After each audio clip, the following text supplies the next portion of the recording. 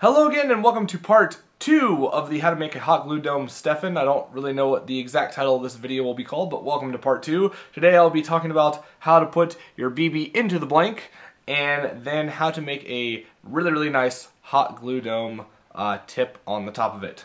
So if you use your hot glue gun in the previous video to make your hole, putting a BB in is as simple as putting glue into the hole while you're pulling your hot glue gun out, and then putting a BB into it. If you use the jig that I made, you'll have a empty hole, and it's as simple as filling the hole with hot glue and then putting your BB into it. So let me do that right now. Just a dab will do ya.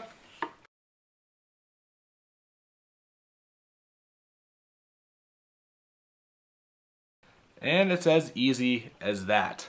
Doesn't take too much skill, and I mean, it's extremely simple, so it shouldn't take you too much time. If your hole is slightly off center, by any means, use your hot glue gun to kind of burn an area so it becomes more centered, and then put your BB into it. If my hot glue gun seems like it's about to fall off the table, that's because my outlet is over that way and it's kind of reaching its limit. So now that you have a BB inside your blank, let's go over how to make a very nice hot glue dome tip. What some people do, what I've seen, is they kind of, I don't really know how to describe it, they just put a little bit, kind of like this sometimes, or they put a lot of it, like this, and you know, they'll pull it into a jig where the hot glue will pour over the edge, so it ends up looking like this. I have an example of a bad Stefan. Don't do this. That is bad. If you actually go to wars with that, be ashamed. How I make my domes. Well, first I pull my glue stick out once I'm done using it, and I just put it aside to cool, and I switch over to my super pretty glittery hot glue, which I have right here. What color shall I choose today? Let's go with the purple. One reason I really like using the glittery shiny ones is because as you're transitioning through glue sticks, the colors get swirled together and it just looks really nice. Push the clear glue out of your glue gun unless you don't really care. For the sake of this video, I'm just going to push out the excess in here and push it until it gets to the end. There we go. That way there's no air bubbles. Air bubbles are bad when you're making domes because they will take up area and the dome won't be as solid as it could be. So, how I make my domes. I put a lot more time into my domes than most people do. I actually take the time to blow all the glue so it stays off the sides and it becomes centered. I take a lot of time in my darts, and that's why they turn out really well. To show you what I do, I take my hot glue gun and I do about one whole trigger pull on here with my nozzle right over where the BB is. Then I pull up, swirl, I bring it over, and I gently blow against it. And I do that until I see the glue slows down quite a bit or just stops moving altogether. And what happens is you're blowing the outside of the glue until that becomes firm, and then that holds the rest of it in there. I will show you another angle of me doing this so you can see kind of all the motions that I go through. You take your blank, you take your hot glue gun, put about a trigger pull, at least for me, that's what I do. Swirl it, put your hot glue down, and then blow on it. And go until the glue doesn't move too much or it moves at a slow pace. And after that, you can kind of work it into areas that you need to work it into, areas that still have a bunch of foam showing up on the sides.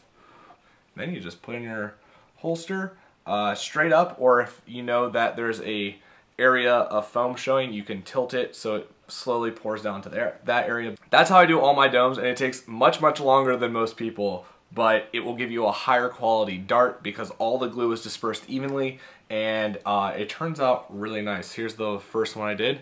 As you can see, it is pretty evenly covered. So let me go back to my first view and we'll go from there. Not every dart you make is going to be perfect.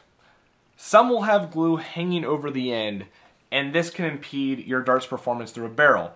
So when my domes are dry, I check each and every one of them through a couplered barrel that I have. And I'm serious, each and every one of them.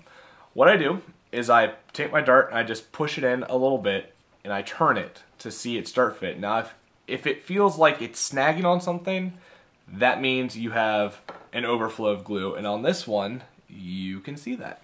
So this is where my plastic snippers come in. I put them at an angle and I start snipping around the edge where I see overlapping glue. This way I can get the glue away from the edge and make it slide better into the barrel. These are a little bit weirder to use than the ones I normally use, but they're working just fine. So at an angle, just use your snippers and cut away the offending glue. Now, this isn't the best shining example of how I do it, but you should end up with a little bit of cut around the edge, and you'll notice that your dart slides perfectly into the barrel, nice and easy, and that's when I toss it into my little dart bag. This one also has a little bit of glue, so find the edge and cut it off. Go around the dart, and at the same angle, cut whatever glue is over the edge so you can get a nice even pattern going around it. Blow out any glue that gets caught up in your snippers and just work it around until it becomes pretty much symmetrical. Just like that, and test again. Perfect. Like I said, this takes much longer to do, but in the end your darts will be of higher quality and have perfect barrel fit, so I highly recommend you do this.